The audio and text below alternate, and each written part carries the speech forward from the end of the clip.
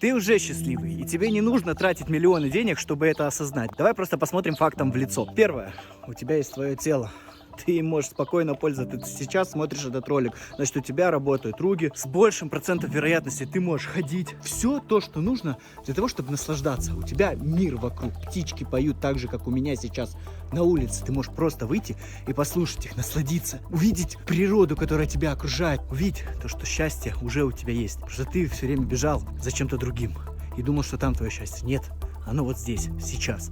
Так увидь его.